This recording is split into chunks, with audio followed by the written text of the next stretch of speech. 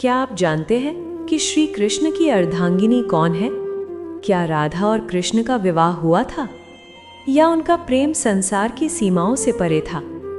आज की कथा केवल प्रेम की नहीं, ये कथा है गोलोक की, ये कथा है आदि शक्ति की, और ये कथा है उस दिव्य मिलन की जो इस पृथ्वी से पहले हुआ था।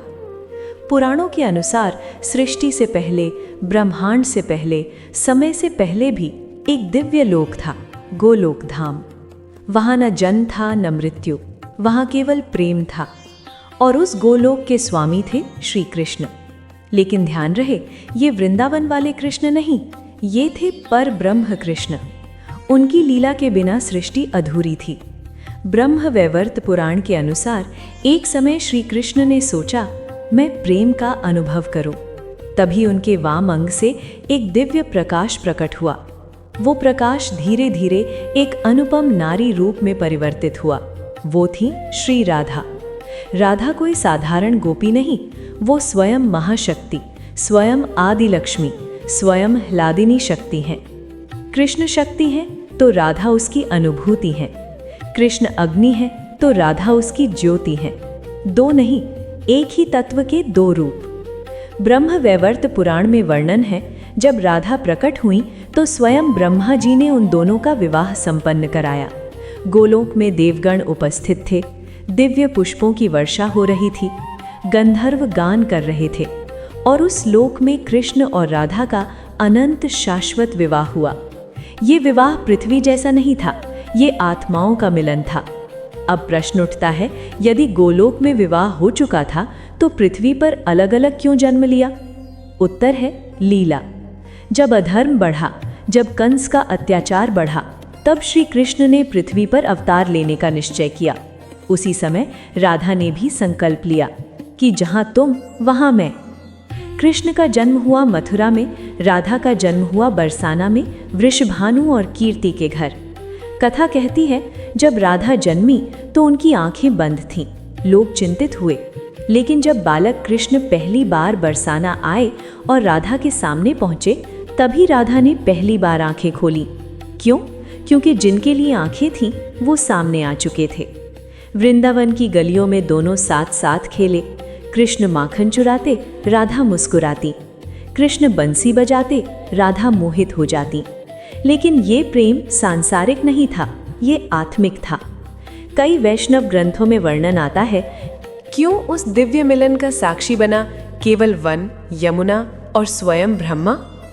आज की कथा उसी रहस्य को खोलेगी। वृंदावन केवल एक स्थान नहीं था, वो एक अवस्था थी। यमुना की लहरें, कदम्ब के वृक्ष, मंद पवन और हर ओर बंसी की धुन। वहां नियम नहीं थे, वहां केवल प्रेम था। कृष्ण अब किशोर हो चुके थे, राधा भी यौवन की दहलीज पर थीं। दोनों का मिलन सांसारिक नहीं था, ये आत्मा का आकर्षण था। एक शरद पूर्णिमा की रात चांदनी में स्नान करता वृंदावन। कृष्ण ने बंसी बजाई। उस धुन में ऐसा आह्वान था कि गोपियां सब कुछ छोड़कर दौड़ी चली आईं। उनमें राधा भी थी। रास आरंभ हुआ। कृष्ण हर गोपी के साथ थे, लेकिन राधा के साथ उनका भाव अलग था, क्योंकि राधा प्रेम नहीं थी, वो प्रेम की पराकाष्ठा थी।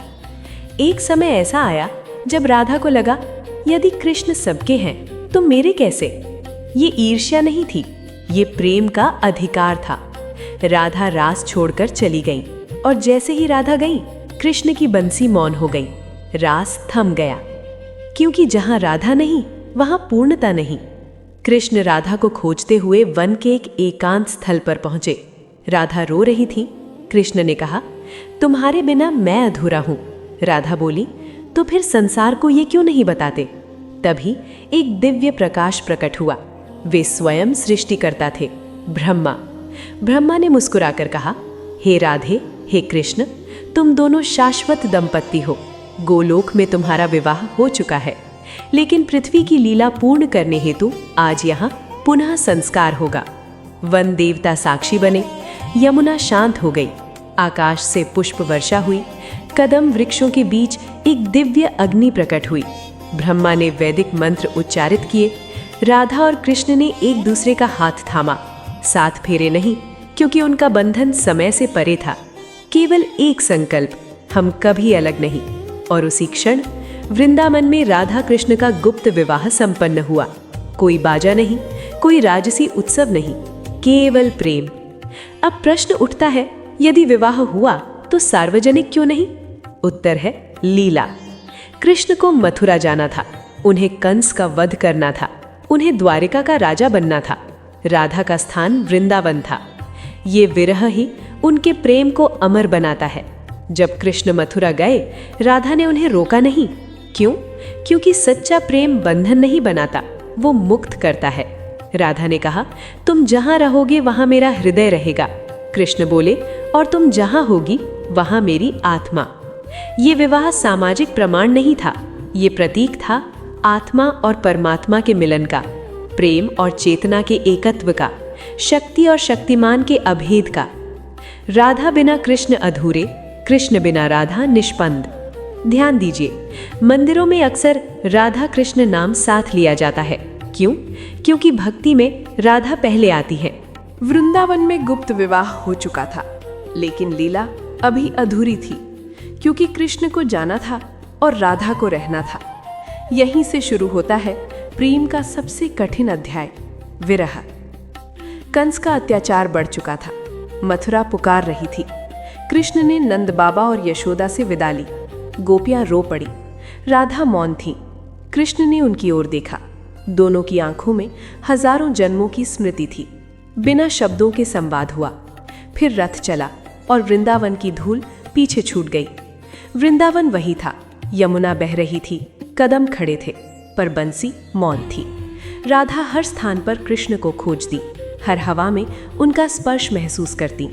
ये साधारण विरह नहीं था, ये आत्मा का परमात्मा से अलगाव था। कंस वध के बाद कृष्ण ने मथुरा को बचाया। फिर समय आया द्वारका बसाने का।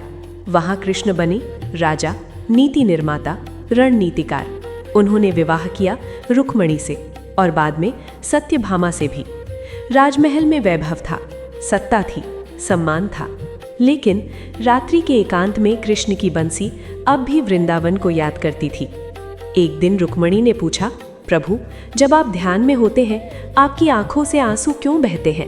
कृष्ण मुस्कुराए। उन्होंने कहा, वो आंसू नहीं, वो स्मृति है, वृंदावन की स्मृति।